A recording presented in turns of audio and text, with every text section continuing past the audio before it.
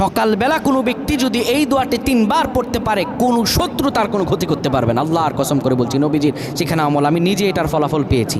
কোনো ব্যক্তি যদি সকালে 3 বার এই দোয়াটি পাঠ করে, সারাদিন তার কেউ কোনো ক্ষতি করতে পারবে না, তার রিজিকে উন্নতি হবে, সকল বিপদ থেকে আল্লাহ তাআলা বাঁচাবেন।